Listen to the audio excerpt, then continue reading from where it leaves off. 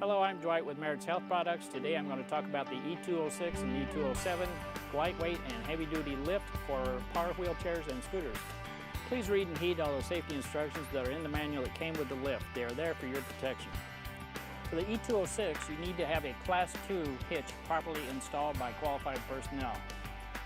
For the E207, you need a Class 3 hitch properly installed. When you receive your E206 or E207, it'll come in two boxes. One of them will have the tilt adapter assembly in it, and the other one will have the actuator and motorhead assembly. If you open up the motorhead assembly, there will be a bag in there that has your bolts, cable ties, all the nifty little things for putting it together. Please make sure the vehicle is on a level and flat surface, otherwise the installation will not go properly. First thing we're going to do is show you how to install the lift. What I'm going to do is show you how to install the tilt adapter for the Class 2 hitch and also the E206 on it. First thing you want to do is test fit the tilt adapter. In some cases, the spare may stick out so far on the back of the vehicle that you may have to use an extension to extend it out to make a good connection. You may also have a vehicle that sits so high or so low that you may need to use an adapter to make it go up or down, either one, so that it's at the proper height. So keep that in mind before you actually install it. Otherwise, you may go through the whole installation and have to redo it. The first thing you'll notice on the Class 2 tilt adapter is we have to put the nut inside of the tilt adapter and then slide it into the receiver on the vehicle. Since the nut is on the inside, we're actually going to put the lock washer on the bolt itself and then the regular washer, bolt in on the left side, and tighten it down.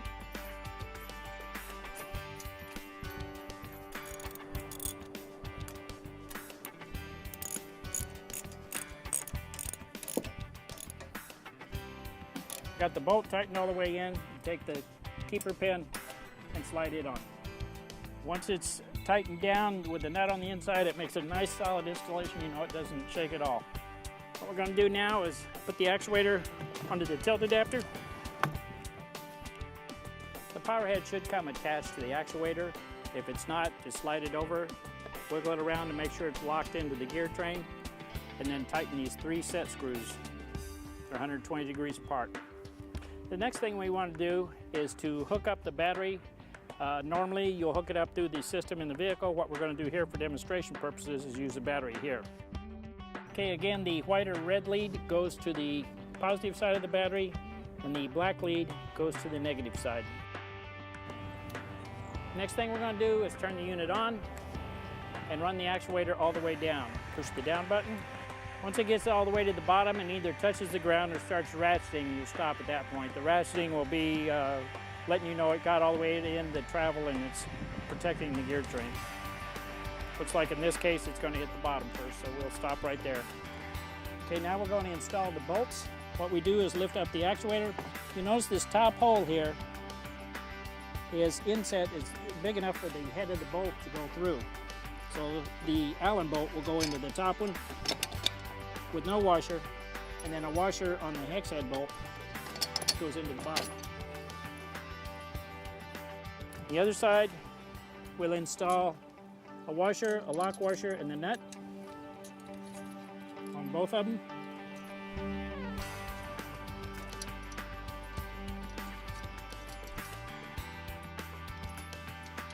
And then tighten them all down.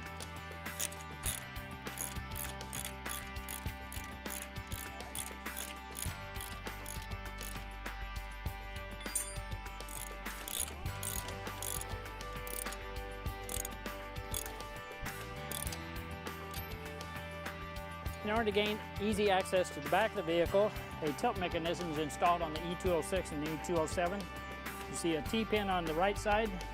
Push the button in, pull the T-pin out. You can tilt the actuator down, go around, open the back of your vehicle, get whatever you need out of it, close it back, tilt the mechanism back up, reinsert the lock pin. Once the button pops out, it's locked in.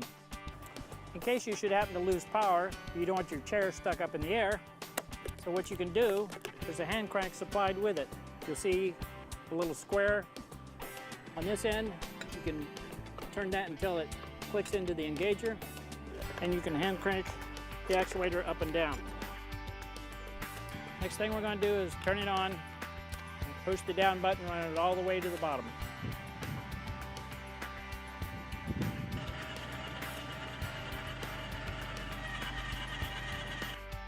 Now we'll go get the scooter.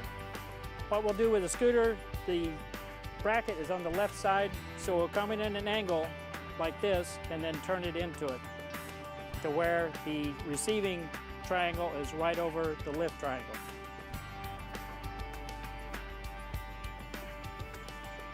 Come in at an angle where you're lined up with the triangle, turn towards the vehicle.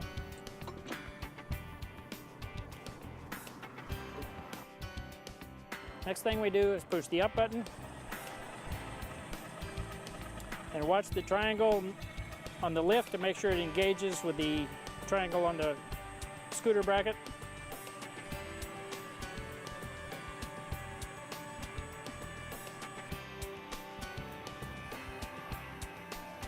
Make sure it's locked all the way at the top.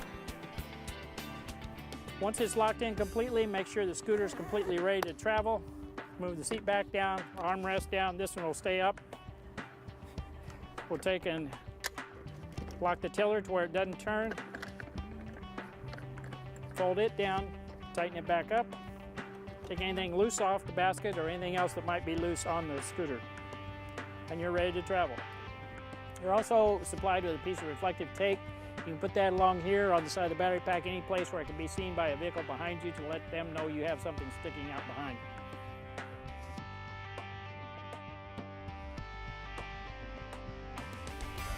Okay, what I'm going to show you now is how to put the Class 3 tilt adapter into the Class 3 hitch. First thing we do is put the tilt adapter into the receiver. Line the holes up. Put the bolt and the washer through one side, and the lock washer nut on the other side.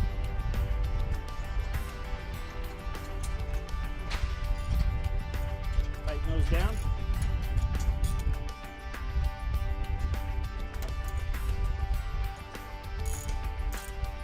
Next thing I'm going to do is put the actuator onto the tilt adapter.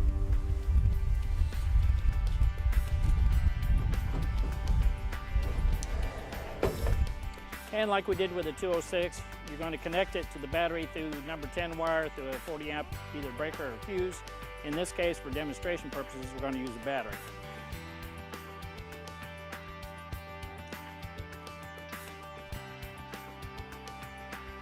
You notice the 207 goes quite a bit slower than the 206. It's geared down to lift more weight.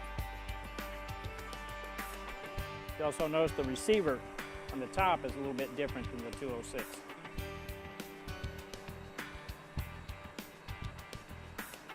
You'll notice when it reaches the bottom, it'll start ratcheting to protect the gears. It won't go any further, so it'll just stop at that point. Okay, now we're going to put the bolts in. You'll notice this is ran all the way down. You have to lift up a little bit.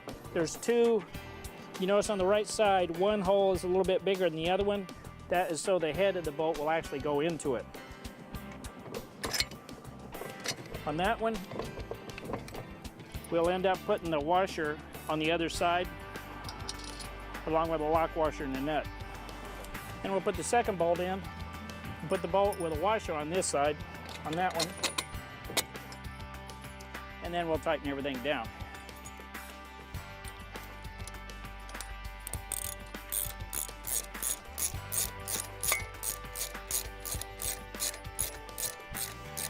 What you want to do after you get it mounted here is to make sure that it's perpendicular to the ground. If there is an issue with that, then this bolt right here can be moved into these holes to adjust it to where it is perpendicular to the ground.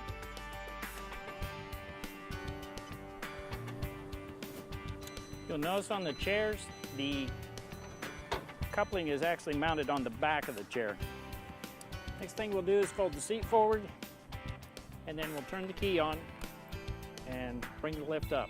Make sure the actuator triangle engages with the seat bracket.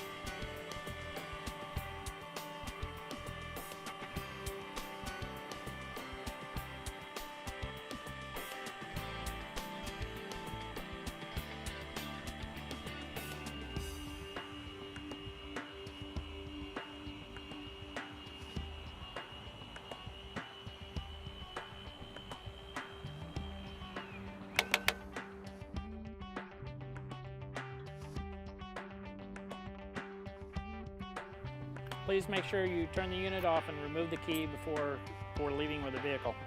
We also have a handy cover that you can buy as an extra option to protect the motor head and keep it out of the weather. You're also supplied with a piece of reflective tape. You can put that on the bottom of the foot plate or any place where it can be seen so that the people behind you can tell you've got something sticking out behind your vehicle. Please note, as cautioned in your owner's manual, the vehicle may handle a little differently in windy or slippery conditions due to the extra weight in the back. So until you get used to it being back there, please drive a little more cautiously than normal.